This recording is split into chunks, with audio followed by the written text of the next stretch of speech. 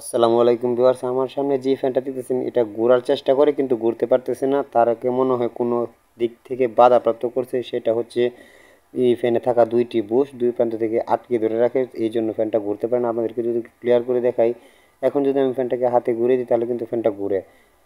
আপনারা দেখুন বাতি জ্বলতেছে কিন্তু ঘুরতেছে না। এখন যদি আমি হাত দিয়ে ফ্যানটাকে একটু ঘুরতে দেওয়ার চেষ্টা করি, এই যে এখন কিন্তু আমার ফ্যানটা ঘুরতেছে। তো এটার সমস্যা মূলত বুশের মধ্যে। তো আমরা বুশটা কীভাবে চেঞ্জ করে সরাসরি না চেঞ্জ করে বুশ কীভাবে রিপেয়ার করি সেটা আপনাদেরকে দেখাবো। তো কথা বাড়াচ্ছি না, ফুল ভিডিও শেষ করে আপনাদের সাথে আবার দেখা হচ্ছে।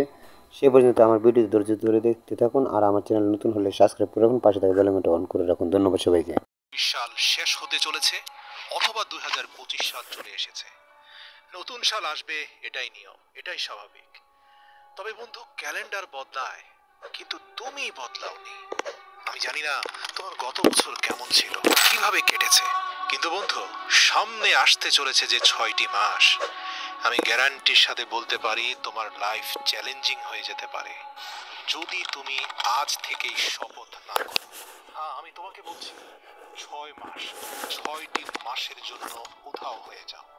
যে লক্ষ্যে তুমি 5 বছরে পৌঁছাতে চাও তা মাত্র 6 মাসে অ্যাচিভ করে ফেলবে। তোমার মধ্যে ভয়ঙ্কর পরিবর্তন চলে আসবে। বিশেষ হচ্ছে না? আজকের তারিখটা তুমি নোট করে নাও, আর ভিডিওর মধ্যে ডুবে যাওয়ার আগে দয়া করে যা কিছু অতিরিক্ত করছো তা বন্ধ করে দাও। 6 মাসের জন্য উধাও হয়ে যাও। সামনে আসতে চলেছে 6 মাসের জন্য ভুলে যাও তোমার দুনিয়াতে বন্ধু আছে। বিশ্বাস করো, কেউ কোথাও যাবে না তোমাকে ছেড়ে। 6 মাসের জন্য দরজা বন্ধ করে দাও, দূরে চলে যাও এসব ডিস্ট্রাকশন থেকে। মানে 6 মাস তোমাকে দুনিয়ার মানুষ থেকে উধাও হয়ে যেতে হবে, নিজেকে আইসোলেট করে ফেলতে হবে, ঠিক যেভাবে করোনা কালে মানুষ আইসোলেশনে চলে যেত, যেখানে শুধু তুমি, তোমার মাইন্ড, বডি আর তোমার লক্ষ্য, তোমার উদ্দেশ্য, তোমার জীবন থাকবে। কি ভাবছো? 6 মাস এত বেশি সময়? বন্ধু, এটা শুনতে হয়তো অনেক বড় লাগছে, কিন্তু এটাও তো চিন্তা করো যে এটা তুমি তোমার লাইফ আর স্বপ্নের জন্য করছো। এটার মধ্যে যেই আসুক, যত ধরনের মানুষ যত কথাই তোমাকে বুঝাক, যত টাকা পয়সার লোভ আসুক, যে যেইভাবে তোমাকে বুঝাক না কেন, মনে করবে তারা ফালতু কথা বলছে।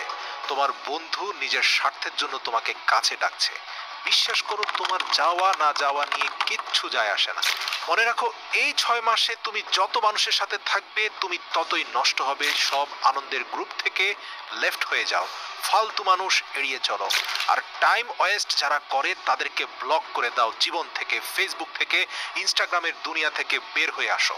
তোমার কাজ আছে জরুরি এটা বলে শেষ করো চ্যাটিং, মেসেজ টাইপ করে নিজের সময় নষ্ট করো না।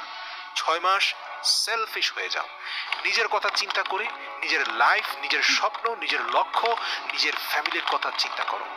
Number 2, speech less, do more. মনে রেখো, খালি পেট আর পয়সা সবসময় আওয়াজ করে বেশি। তোমার অ্যাটিটিউড আর তোমার মোটিভেশনাল স্ট্যাটাসে কিছুই হবে না বন্ধু। কেউ কিছু বলে দিয়েছে আর তার বদলা নেওয়ার জন্য ফেসবুকে তুমি স্ট্যাটাস দিয়েছো, success is the best revenge. Status দিচ্ছ আর দিনভর বিছানায় পড়ে আছো। অন্যকে জানানোর জন্য, অন্যকে দেখানোর জন্য স্ট্যাটাস দেওয়া বন্ধ করো। ফেসবুক ইনস্টাগ্রামের ফাঁদ থেকে বাইরে আসো। মানুষের সাথে তর্কাতর্কি করা বন্ধ করো। সবাইকে নিজের কথা বলো না। তোমার জীবন হচ্ছে তোমার সবচেয়ে প্রাইভেট পার্ট। সবাইকে নিজের জীবনে ঢুকতে দিও না।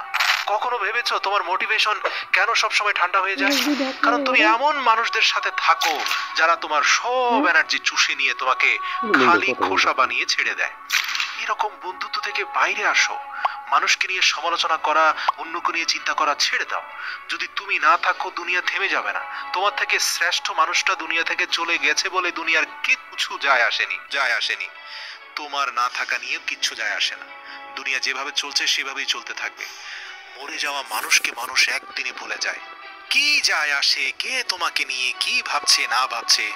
আর যদি তোমার এতই ফিলিংস হয়, মানুষের কথায় যদি এতই কষ্ট হয়, দয়া করে অনুরোধ করি 3 নম্বর পয়েন্টটা মুখস্থ রাখো। মানে নিজের ফিলিংস গুলোকে জ্বালিয়ে দাও এই 6 মাসের জন্য। এই যে খিটখিটে মেজাজ হয়ে যাচ্ছে, ডিমোটিভেটেড হয়ে যাচ্ছ, মারাত্মক টেনশন হচ্ছে, তাহলে দয়া করে একটা কাগজ নাও আর লেখো কেন